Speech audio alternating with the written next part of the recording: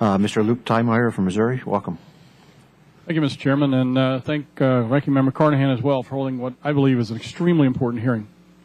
There are thousands of people living and working along the 140 miles of the Missouri River that run through my district. It's essential that they have the support needed to protect their lives, businesses, and property from flooding. These people, along with millions living throughout the lower Mississippi River Basin, depend on the steady flow of the Missouri for their power generation, navigation needs, and ability to move goods to both domestic and international marketplaces.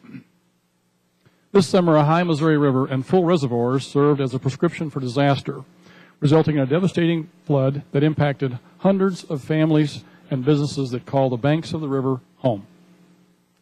In January, snowpack in the upper basin was 141% of normal, and forecasts from NOAA predicted that runoff this spring would be historically high, and it wound up being even higher than the forecast. Releases from Gavin's Point Dam were pushed to 160,000 cubic feet per second, more than double all previous releases. Has been detailed here already this morning. Ultimately, hundreds of thousands of acres of farmland were flooded. Some farms were underwater for more than 15 weeks, resulting in complete loss of crops for many.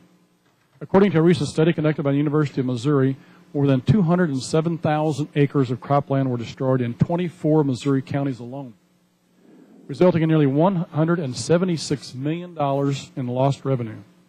This translates into a total economic loss in the region of more than $326 million.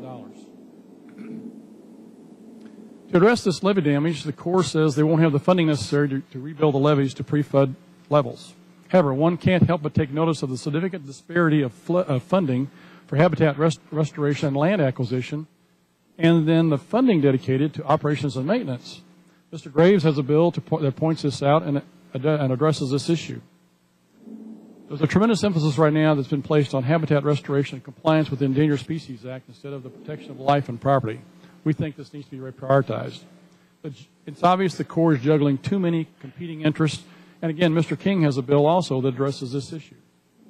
While the upper and lower basins have historically had different management philosophies, I believe it's time to work together to ensure that the best policies affecting the Missouri River are put in place. After this year's event, it's obvious that planning must change and management must change to ensure this event is not allowed to happen again.